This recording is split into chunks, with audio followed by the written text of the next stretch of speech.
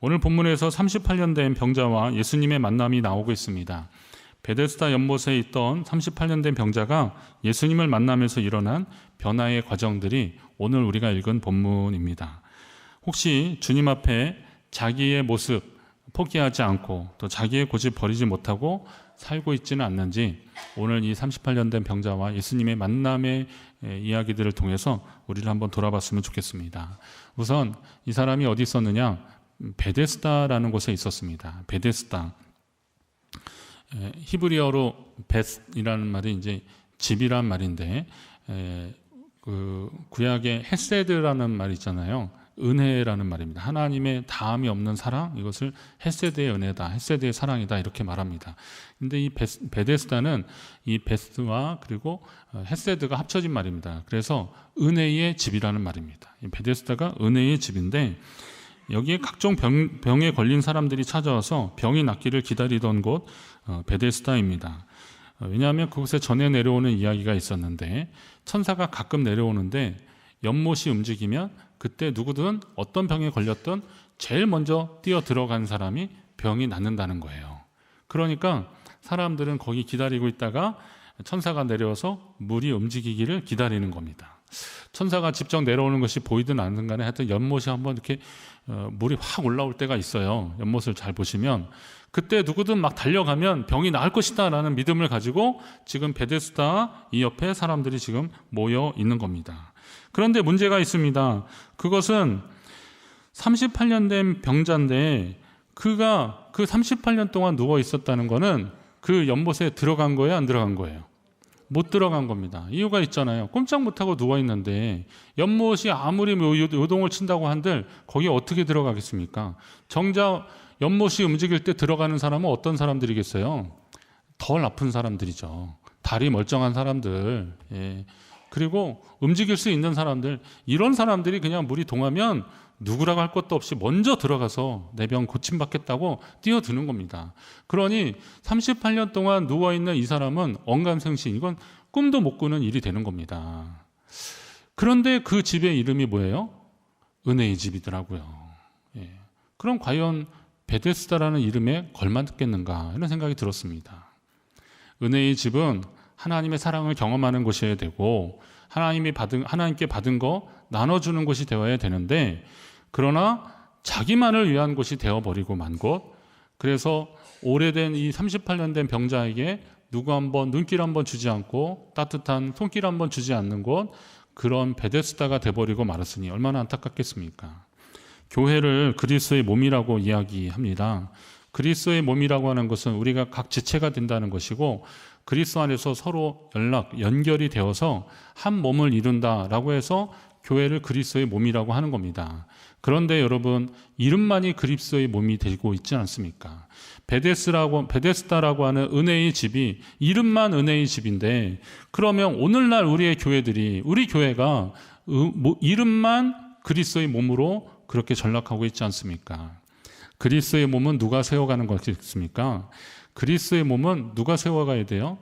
주님이 중심이지만 결국은 우리가 세워가야 할 줄로 믿습니다. 여러분이 그리스도의 몸된 교회, 주님의 몸된 교회를 세워가는 믿음의 사람 되시기를 간절히 바랍니다. 그런데 성경을 읽다 보면 하나님이 먼저 우리에게 찾아오시더라고요. 오늘도 그런 일이 있었긴 했는데요. 하나님이 먼저 우리를 찾아오십니다. 죄를 지은 아담에게 하나님이 찾아오셔요. 아담아, 내가 어디 있느냐 물어보십니다. 죄를 지어서 부끄러워서 동산나무 가운데 밑에 숨어 있는데 하나님이 아담을 찾아오십니다. 아버지와 형을 속이고 외삼촌 집으로 도망가고 있는 야곱에게 하나님이 먼저 찾아오십니다. 그리고 그것을 야곱은 베델이라고 하는데 베델이 이제 하나님의 집인데요. 하나님이 찾아오시니까 그것이 베델이 되더라고요. 먼저 찾아오셨습니다. 미디안 광야에서 인생의 황혼을 보내고 있는 모세에게 하나님이 불타는 떨기나무 가운데로 찾아오십니다. 모세가 다가온 것 같지만 하나님이 떨기나무 가운데 불이 났지만 그러나 타지 않는 떨기나무로 보여주면서 모세를 찾아오신 하나님을 볼 수 있습니다.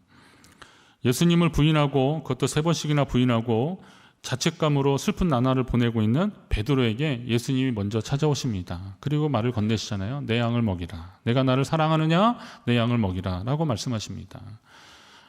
그리스도인들을 핍박하고 그들을 잡아 가두려고 하는, 그래서 다메섹으로 가고 있는 사울이라고 하는 사람을 주님이 찾아오십니다. 내가 왜 나를 핍박하느냐 물어보십니다. 우리를 찾아오시는 주님이 먼저 우리를 찾아오시더라고요. 주님이 찾아오실 때 그 손을 붙잡으시기를 간절히 바랍니다. 오늘도 38년 된 이 병자를 주님이 먼저 찾아오셨습니다.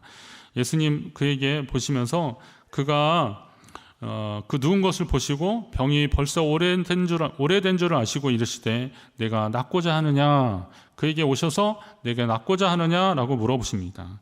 여러분, 주님이 그렇게 찾아오셔서 내가 낫고자 하느냐 그러면 여러분 같으면 어떻게 대답하시겠어요? 아멘. 예, 아멘. 그걸 말씀이라고 하십니까? 주님, 저를 고쳐주세요. 그렇게 대답을 하면 좋았겠죠. 그런데 오늘 이 사람 뭐라고 대답합니까? 주여, 물이 움직일 때에 나를 못에 넣어주는 사람이 없어 내가 가는 동안에 다른 사람이 먼저 내려가나이다. 주님, 제가 이렇게 오랫동안 여기 있는데 물이 움직일 때에 내가 거기 좀 내려가서 병도 고침받고 싶고 다시 일어나고 싶은데 내가 가려고 막 기어가는 그 사이에 다른 사람이 뛰어내려가서 내가 거기를 못 가고 있습니다 라고 이야기하는 겁니다. 저는 이 대목을 읽으면서 그런 마음이 들었어요. 이건 사실은 사실인데, 그런데 이 38년 된 병자는 이 사실을 자기 시각으로, 자기 관점으로 해석을 하는 거죠.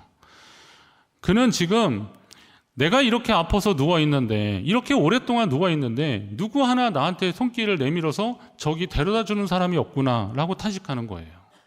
그리고 어쩌면 좀 고발하는 것 같아요. 예수님, 저 하나님 믿는다고 하는 저 사람들 다 필요 없습니다. 저 사람들이 정말 하나님이 있는지 모르겠습니다. 내가 이렇게 오래 어렵고 힘든 날들을 보내고 있는 것을 여기 베데스다 연못 사람들은 알만하면 다 알 텐데, 그냥 누구 하나 나한테 따뜻한 위로 한마디 않고, 그리고 물이 동하니까 서로 자기부터 낫겠다고 비교적 멀쩡한, 그래도 살만한 사람인데도 나를 팽개치고 저렇게 들어갔습니다 라고 고발하는 거예요. 혹시 우리에게 이런 마음이 있지 않을까요? 내가 저기 들어가고 싶은데 저 사람들 때문에 내가 자꾸 밀리고 있구나. 내가 정말 저거 하고 싶은데 나에겐 기회가 돌아오지 않구나. 처음에는 한두 번 실망하는데 나중에 이게 지나가면요 원망이 되더라고요. 그리고 그 사람을 미워하게 되더라고요. 오늘 우리가 주님을 만났는데 주님과 함께하면서 주님과 기쁨의 시간, 감사의 시간들을 가져야 되는데 원망하고 불평하고 남 탓하느라 하나님과의 소중한 시간들을 놓쳐버리고 있지 않습니까? 혹시 내가 어릴 적에 부모님을 잘못 만나서, 아니면 공부를 많이 못해서, 아니면 친구 잘못 만나서, 아니면 나를 사기친 누구 때문에 내 인생이 이렇게 됐다라고 얘기하고 탄식하고 그러느라 주님 만났을 때의 기쁨과 감사함을 누려야 되는데 오늘 우리가 그러지 못하고 있지 않습니까? 물론 너무 안타깝고 너무 속상하니까 한두 번 그렇게 말을 할 수는 있어요. 그러나 주님을 만날 때마다 이렇게 말한다면 하나님이 우리에게 찾아오시고 우리에게 주시는 소중한 기회들을 우리는 어쩌면 그냥 놓쳐버리고 마는 것입니다. 여러분, 솔직히 말해서 지금 이 38년 된 병자가 연못에 들어가지 못해서 고침받지 못한 걸까요? 저는 그렇게 생각해 봤어요. 이 사람은 나의 병이 이렇게 38년 동안 오랫동안 지속된 것은 내가 저 연못에 들어가지 못해서다라고 하는 그 생각이 굳어져 버린 겁니다. 그런데 오늘 그 사람이 만난 이분은, 자기 앞에 서 있는 이분은 어떤 분이겠어요? 오병이어의 기적을 베푸신 분이에요. 죽은 자를 살리신 분이에요. 그리고 병자를 고치신 분이고 귀신을 쫓아내신 분이에요. 그럼 이분은 나의 이 문제를 얼마든지 해결해 주실 수 있는 분이에요. 그럼 그런 분을 앞에 놔두고 내가 저기 들어가지 못해서 38년 동안이나 내가 이러고 있다라고 하는 그 안타까움 때문에, 그 탄식의 마음 때문에 주님 만나는 이 소중한 시간에 탄식하고 원망하느라 주님 앞에 제대로 기쁨을 누리지 못하고, 내가 낫고자 하느냐라고 했을 때 거기에 예 그렇습니다라고 하는 대답 한번 못하고 그렇게 남 원망하고 있는 겁니다. 조금 더 발전적으로 나아가서 그러면 이 사람이 말하고 싶었던 것은 뭘까요? 주님 따라다니는 제자도 많은데 그러면 제자도 시켜서 저 연못에 좀 데려다 주시겠습니까? 이렇게 말하는 것 같이 들리는 거죠. 그러나 여러분, 오늘 이 사람이 누구를 만났는지를 그가 바로 알았다면 이런 말 하지 않았을 것입니다. 그런데 내가 저 연못에 들어가지 못하고 나를 연못에 들여다 놓는 사람들 없어서 내가 지금 이렇게 계속 있구나라고 하는 그런 안타까운 생각들, 이 자기 고집 때문에 주님을 제대로 경험하지 못하는 거예요. 베데스다가 우리 인생의 한계라고 한다면 은혜의 집임에도 불구하고 나 살겠다고 먼저 뛰어들어가느라 그렇게 38년 된 병자를 외면하고 모른 척하는 게 우리 인생의 세상의 한계라고 한다면 지금 이렇게 생명의 근원 되시고 말씀으로 병자를 고치시는 주님, 권능의 주님을 앞에 놔두고도 내 방식대로 고집하느라 주님 만나는 기회를 어쩌면 놓쳐버릴 수 있는 그런 안타까운 사연의 사람이 오늘 우리의 모습이더라고요. 여러분은 어떻게 살고 있습니까? 내가 이렇게 된 것이 무엇 때문에 그런 것입니까? 내가 이렇게 된 것이 누구 때문입니까? 그런 생각 들 수도 있습니다. 그러나 나의 지금 이 상황은 누구 때문에 이렇게 된 상황이라도 주님이 함께 하신다면 여러분의 삶은 얼마든지 가능성이 있다는 사실을 기억하시기 바랍니다. 저는 하나님은 가능성이라고 보는 거죠. 하나님은 가능성입니다. 그리고 전능하십니다. 그 능력이 우리 가운데 있는 것입니다. 그것을 믿고 믿음으로 나가는 겁니다. 우리를 너무 잘 아시는 주님, 하나님의 손길을 의지하며 주님 앞에 나아가면 주님 앞에 믿음으로 나아가는 것은 또 무엇인가 봤더니 그게 결국은 자기의 고집을 좀 포기하고 내려놓는 일들이더라고요. 그거 없이 주님 앞에 나아가기 참 어렵습니다. 기도는 자기의 힘을 빼는 거라고 제가 말씀을 드렸잖아요. 기도는 힘을 빼는 거예요. 그리고 하나님의 뜻을 알아가는 거더라고요. 기도하면 할수록 우리는 내 들어간 힘이 좀 빠지는 거고, 기도하면 할수록 우리는 어떻게 해요? 하나님 앞에 나를 좀 내려놓고 주님께 나를 맡기는, 위탁하는 그런 일들이 기도 가운데 일어나더라고요. 그러면 포기할 때 주님이 일하시는데 우리가 할 수 있는 거, 그게 바로 포기할 때 우리가 할 수 있는 것은 결국은 순종하는 일들이더라고요. 이 순종이라는 말이 히브리어로 샤마 그러는데요. 이 샤마가 그 신명기 나오는 쉐마 이스라엘아 들으라 이스라엘 그럴 때 하는데, 이 순종이라는 단어는요, 잘 듣는다, 경청한다 이런 말도 있어요. 그러니까 하나님의 말씀을 잘 듣는 사람이 순종하는 사람이라는 거죠. 근데 잘 들으려면 어떻게 돼요? 지방방송을 좀 꺼야 되는 거죠. 내 속에 있는 것들 좀 꺼야 되는 겁니다. 여기저기서 들리는 소리를 좀 끄고 오직 하나님이 주시는 말씀을 들으려고 애써야 되는 겁니다. 요즘 아이들이 힙합, 랩 이런 거 좋아하는데 여러분 그 가사 들리십니까? 그거 들리면 제가 상 드릴 거예요, 진짜. 한 50, 60 넘었는데도 그거 들리면 그분은 인생을 다시 사셔야 됩니다, 진짜. 저는 아무리 들어도 못 알아듣겠어요. 야, 넌 들리냐? 그랬더니 들린대.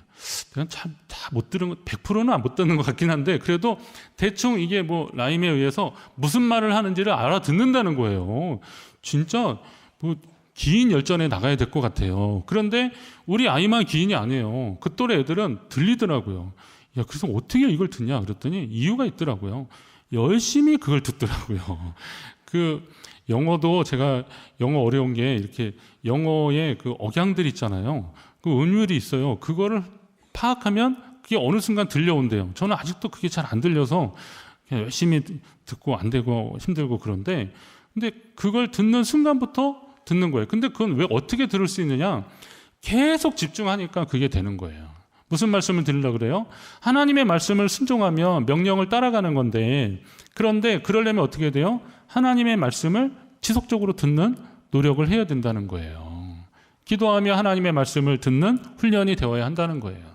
여러분이 기도의 사람 되시기를 간절히 바랍니다. 하나님의 음성을 듣고자 합니다. 하나님의 음성을 들어야 사는 것이다 한다면 그 음성을 들을 수 있는 시간들을 마련하고 장소를 찾아야 되고 헌신해야 되는 거죠. 그러지 않고 하나님이 아무개야라고 하신다면 그렇게 열심히 기도하는 사람들의 노력들은 다 무엇이겠습니까? 물론 우리가 어떤 노력으로 무언가를 이루려고 하는 것도 우리의 의지이고 우리의 생각일지 모르겠지만, 그러나 기본적으로 하나님을 가까이 하는 사람은 하나님을 사모하고 하나님의 음성을 들으려고 끊임없이 노력하는 사람들입니다. 자, 그런데 순종이 어려운 이유는 뭘까요? 순종이 어려운 이유가 뭘까? 제가 보니까 그겁니다. 순종이 어려운 것은 무엇을 하나는 행위 자체에 집중하니까 순종이 참 어려워지더라고요. 이스라엘 백성들에게 하나님이 명령하신 것을 예를 들면 출애굽기 14장이 이제 홍해가 갈라지는 사건이 나오는데, 하나님이 모세에게 뭐라 하시냐면 지팡이를 들고 손을 바다 위에 내밀어 그것이 갈라지게 하라. 이스라엘 자손이 바다 가운데서 마른 땅으로 행하리라. 모세에게 지팡이를 들고 바다를 향해서 내밀면 그것이 갈라질 것인데, 그러면 이스라엘 자손이 바다 가운데 마른 땅으로, 이전 성경을 보면 육지같이 행할 것이다, 이렇게 말씀해요. 그런데 그 14절에는 하나님이 15절에는 뭐냐면 이스라엘 자손을 명령하여 앞으로 나아가게 하고 그랬어요. 하나님이 이스라엘 자손에게 너희는 앞으로 나아가라 그러는 겁니다. 그리고 나서 모세 보고 지팡이를 들어서 홍해를 가리키라는 거예요. 근데 이게 어떤 대목인지 아십니까? 뒤에는 애굽의 군사가 쫓아옵니다. 앞에는 뭐예요? 홍해바다예요. 홍해바다. 이 홍해바다가 이게 붉은 바다라는 말인데, 그 바닷가에 있는 그 해초들 때문에 붉은 빛이 띈대요. 그리고 또 노을이 넘어갈 때 이게 붉은 빛으로 이렇게 비춰지는 그것 때문에 홍해바다라고 하지만, 제가 실제 홍해바다를 가봤는데 이게 스웨즈나 있는 쪽이 홍해바다잖아요. 그런데 거기 가보면 바다가 정말 푸릅니다. 그 바다 빛깔이 하늘 빛깔이 바다 빛깔인데, 그 구름 한 점 없고 구름이 있어도 완전 파란, 그 뭉게구름 있는 파란 하늘이잖아요. 그러면 그 쪽빛 바다가 이렇게 펼쳐지는데요. 쪽빛 하늘에 아주 푸른 바다가 펼쳐지는데, 이게 그 바다가 이렇게 출렁해요. 바람이 부니까. 그런데 이게요, 멋있기도 하지만 아름답기도 하지만 겁나더라고요. 그 깊은 바다 겁나더라고요. 예. 그런데 쫓아오는데 백성 보고 앞으로 가래요. 자꾸. 아니, 여기를 어떻게 가냐고요. 여기를 어떻게 가냐고요. 하나님은 바다를 가르치려고 하는 거고, 근데 여기만 보고 바다만 보면 여기를 어떻게 가냐고요. 근데 하나님은 앞으로 가라고 하십니다. 그러면 차라리 좀 가만히 있다가 애굽 병사한테 잡히면 다시 애굽으로 가서 그냥 거기서 몇 명 죽더라도 애굽으로 노예로 끌려가서 죽음은 면할 수 있을 텐데, 목숨은 보존할 텐데, 하나님 자꾸 가라 그러셔요. 참 어렵죠. 그리고 또 지팡이를 내밀었는데 안 갈라지면 또 어떡할 거예요. 안 갈라지면 이것도 망신도 그런 망신이 어디 있겠어요. 그리고 큰 낭패 아니겠습니까? 안 갈라지면 백성이 다 빠져 죽는 그런 상황인데, 이거 좀 어떻게 하면 좋을까? 망설여질 수밖에 없어요. 대책회의를 할 수밖에 없죠. 우리 어떻게 할까요? 도저히 가망이 없는데 지금이라도 백기 들고 나가서 항복할까요? 이러지 않고 모세는 백성에게 나가라고 명하고 자기는 바다를 향해서 지팡이로 손을 내밉니다. 그랬더니 어떻게 해요? 바다가 갈라지더라고요. 저는 근데 이 내용을 보면서, 이 말씀을 읽으면서 그런 생각이 드는 거죠. 지금 앞으로 나아가는 것은 상황이나 여러 가지 형편으로 본다면 불가능하게 보이지만, 그 앞으로 나아가라고 하시고 지팡이를 내밀라고 하신 분이 누구냐, 이 명령권자가 누군지를 보니까 이게 답이 나오는 거예요. 상황을 보면 꼼짝 못하죠. 옆으로 뿔뿔이 흩어져도 모자랄 판이죠. 그런데 그 말씀을 누가 하셨느냐? 하나님이 하셨다는 생각이 드니까 정신이 번쩍 드는 거죠. 하나님이 그렇게 하라고 하시니까. 하나님이 그렇게 말씀하시면 그렇게 되는 줄로 믿으시기 바랍니다.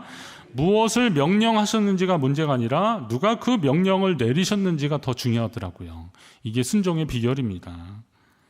아들을 제단 위에 올리는 것이 올바른 명령일까요? 결코 따르기 힘든 명령일 것입니다. 그런데 아브라함은 하나님이 내리신 명령이셨기 때문에 그것을 따라가는 겁니다.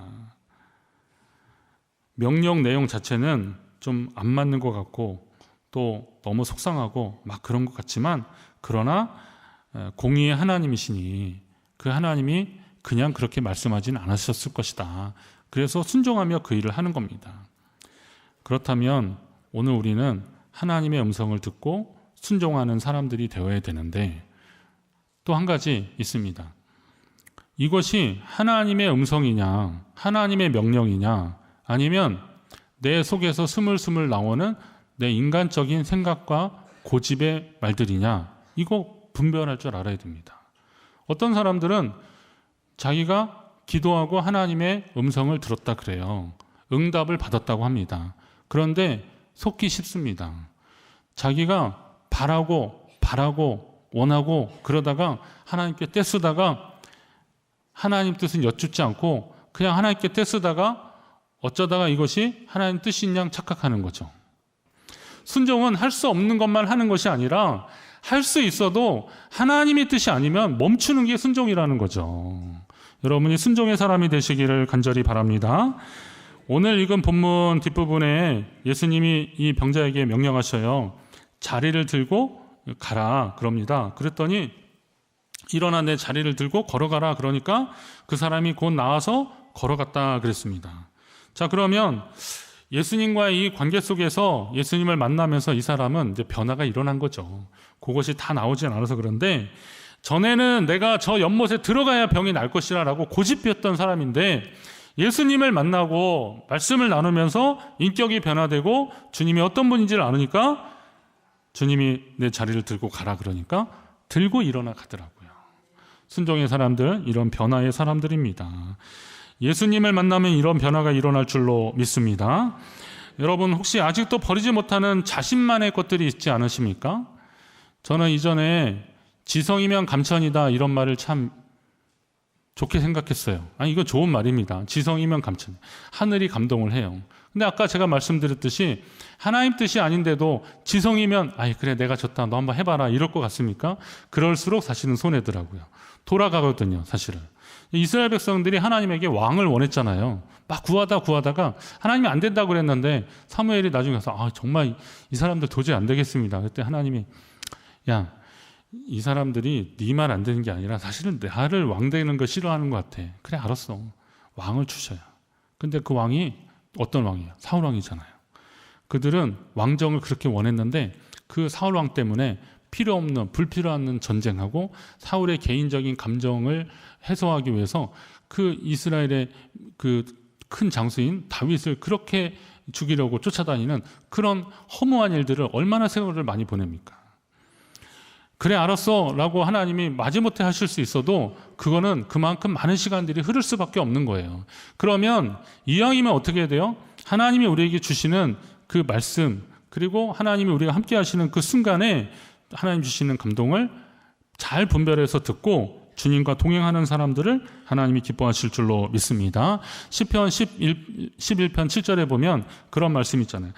여호와는 의로우사 의로운 일을 좋아하시는데 정직하는 자는 그의 얼굴을 배우리다 이런 말씀입니다. 하나님이 의로운 일을 좋아하셔요. 이건 당연하죠. 그런데 정직한 사람, 저는 정직한 사람이 마음에 청결한 사람, 팔복에도 나와요. 마음이 청결하면 하나님을 볼 것이라 그랬는데 이런 사람들이 하나님을 보고 하나님의 음성을 듣는 거죠. 그러려면 하나님과 교제하지 않고서 이런 일이 가능하겠습니까? 여러분 하나님의 음성을 듣는 것, 자기의 고집을 내려놓고 포기하고 말씀을 듣기 시작하고 그러면 순종하게 되는 것이고 그 길이 하나님이 기뻐하시는 의로운 길이 될 것입니다. 우리 여러분들이 모두 자신의 고집 좀 내려놓으십시오. 고집을 좀 내려놓으십시오. 그리고 주님께 순종하려고 애쓰십시오. 그럴 때 하나님이 주시는 감동이 있기를 바랍니다. 더 좋은 방법과 인생의 좋은 길로 인도하시는 하나님을 경험하게 될 것입니다. 우리 영혼의 때를 준비하는 성도로서 하나님 앞에 잘했다 칭찬받으시려면 내 고집 좀 내려놓고 제가 이제 고집이란 단어를 화두로 던졌으니까 오늘 한번 기도해 보십시오. 요즘 좀 기도해 보십시오. 내가 포기하지 않는 고집 뭐가 있을까? 주님의 음성 제대로 듣기 위해서 내가 어떤 시도를 하고 있는가? 그런 경우를 통해서 주의 음성 듣고 주님과 동행하는 저와 여러분 되기를 간절히 바랍니다.